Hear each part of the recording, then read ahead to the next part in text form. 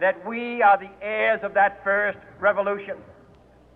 Let the word go forth from this time and place to friend and foe alike that the torch has been passed to a new generation of Americans born in this century, tempered by war, disciplined by a hard and bitter peace, proud of our ancient heritage, and unwilling to witness or permit the slow undoing of those human rights to which this nation has always been committed and to which we are committed today at home and around the world.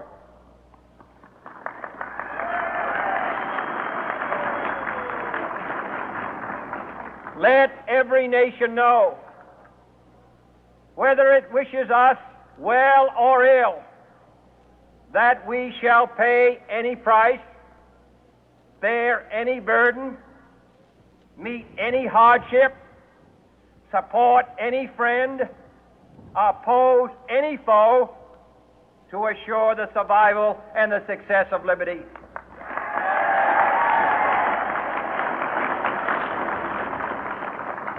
This much we pledge and more.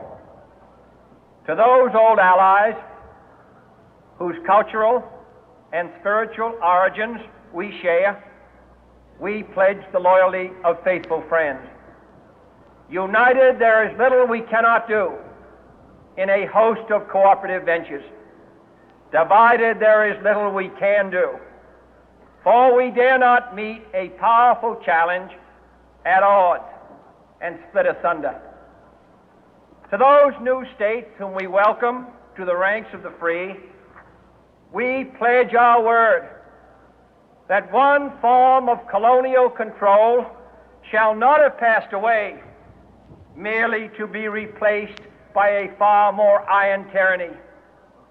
We shall not always expect to find them supporting our view, but we shall always hope to find them strongly supporting their own freedom, and to remember that in the past, those who foolishly sought power by riding the back of the tiger ended up inside.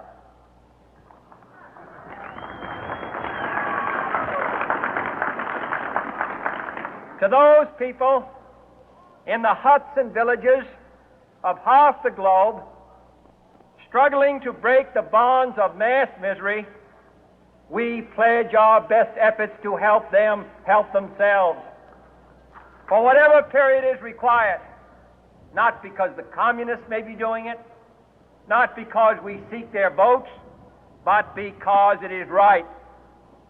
If a free society cannot help the many who are poor, it cannot save the few who are rich.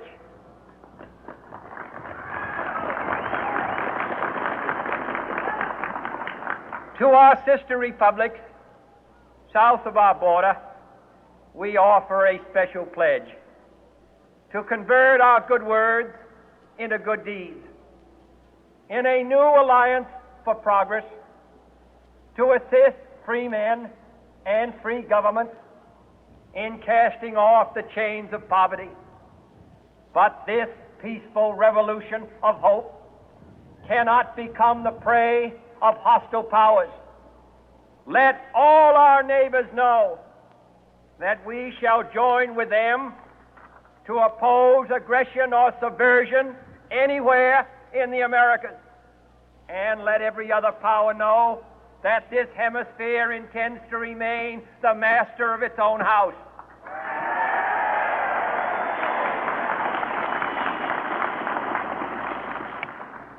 To that World Assembly of Sovereign States, the United Nations, our last best hope, in an age where the instruments of war have far outpaced the instruments of peace, we renew our pledge of support to prevent it from becoming merely a forum for invective, to strengthen its shield of the new and the weak, and to enlarge the area in which its writ may run.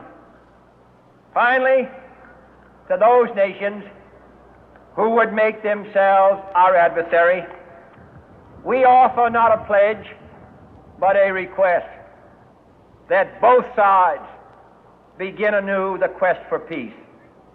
Before the dark powers of destruction, unleashed by science, engulf all humanity in planned or accidental self-destruction, we dare not tempt them with weakness, for only when our arms are sufficient beyond doubt can we be certain beyond doubt that they will never be employed.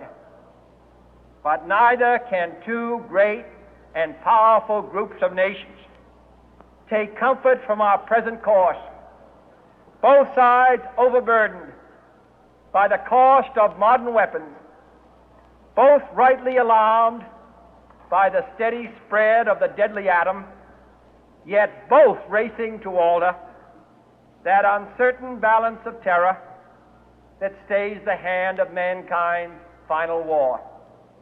So let us begin anew, remembering on both sides that civility is not a sign of weakness, and sincerity is always subject to proof. Let us never negotiate out of fear, but let us never fear to negotiate.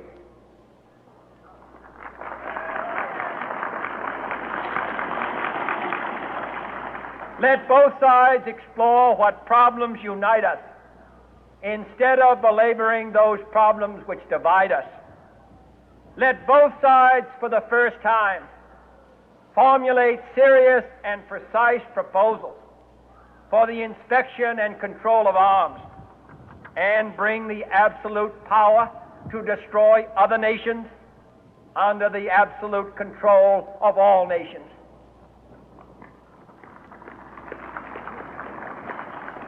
Let both sides seek to invoke the wonders of science instead of its terrors.